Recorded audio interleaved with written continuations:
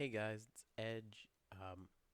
Final sound design video for this drop, for the first drop, the first future bass section, and I'm pretty much just gonna dive into it because this is probably the one that's gonna take the most time to explain.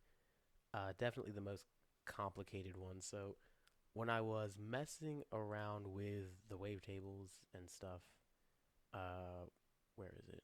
This one, Daltoid. So this is a really cool digital wavetable, kind of like squarey.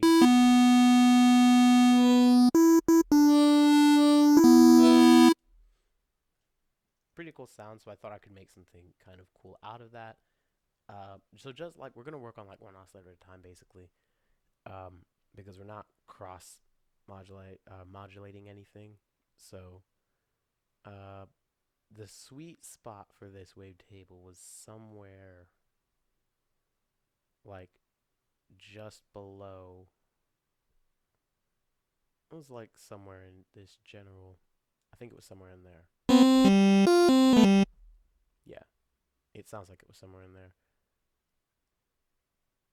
So the interesting thing about this patch is that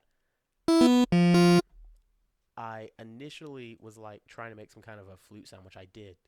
Um, and I modified that and created something completely different that I just called the Phoenix Cry lead because it kind of reminded me of like an Illenium or Nurko or Sub the Sky like vocal lead thing. So I'm going to use this LFO at like 1/8. This is basically the vibrato LFO, um, except we're going to be modulating the wavetable position for the first like part of the modulation chain. There's going to be like four or five things I think being modulated, not ridiculous, but more than any of the others, which had like maybe two at most. And we're going to do it backwards, like, oh, come on, about that much.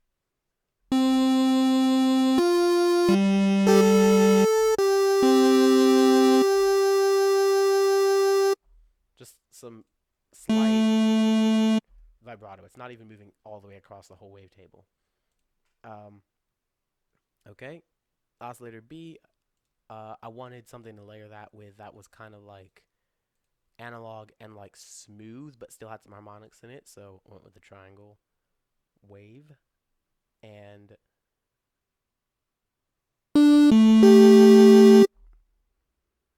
all right, now we're bringing in the filter, and this is where things get more interesting.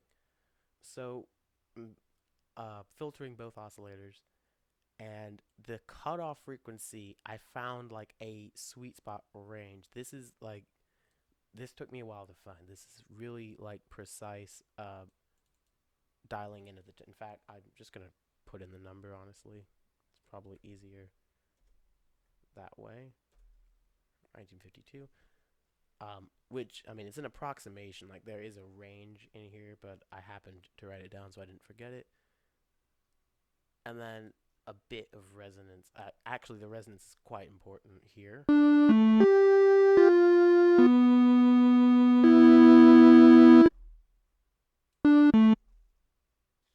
Some drive, and I'm gonna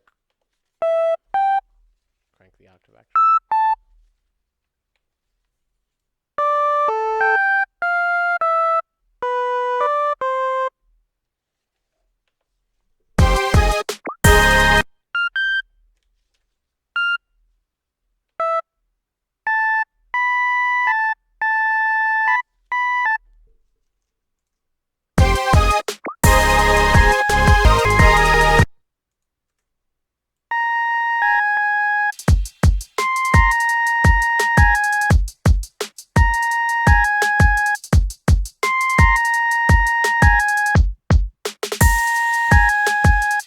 So the reason like those notes are overlapping in the piano roll is because I set this up for mono legato, and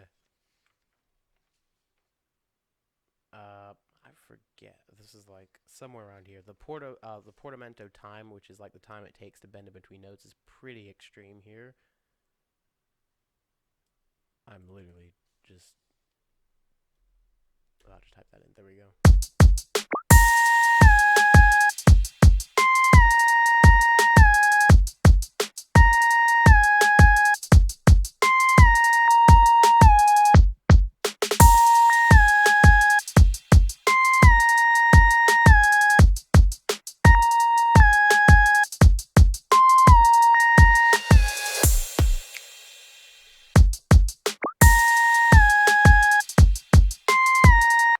I think I like that better.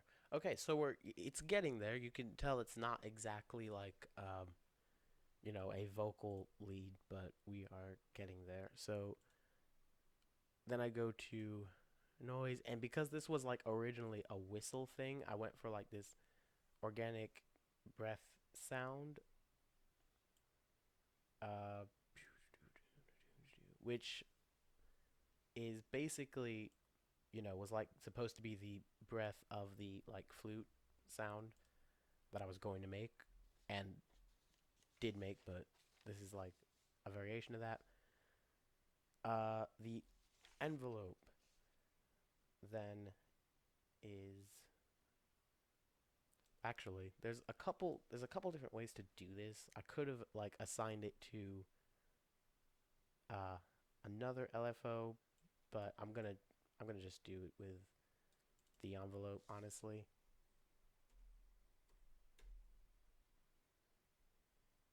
Just give it some attack. Uh, I actually, whoops, want kind of a short decay, a little bit like shorter than usual.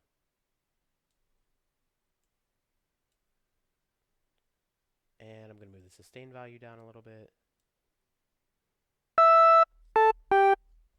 Oh, I didn't actually assign it, did I? There we go. It's way too.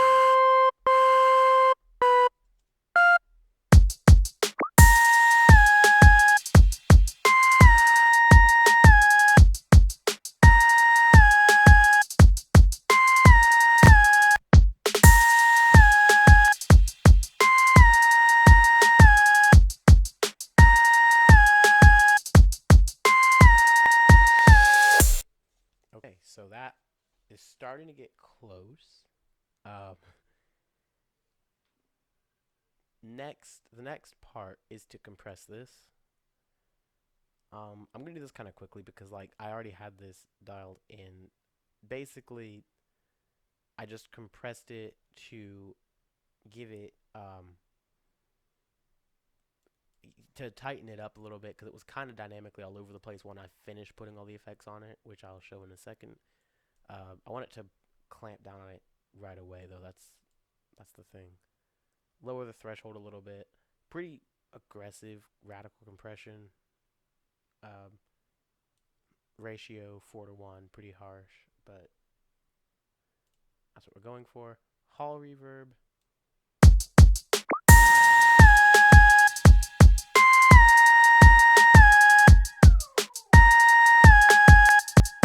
I want like a big room. This is like the only spacious effect in the drop, which is kind of rare. Um, that sounds pretty good. And then the filter. This is the really interesting part of this sound because we're going to a Formant filter, just the first one, and the cutoff should be around here. Again, it's kind of like a range thing. Just dialing in these sweet spots that I already discovered. The really the best way to just make these sounds is like to experiment and like see what you can come up with. Yeesh. It's quite aggressive. Whoops.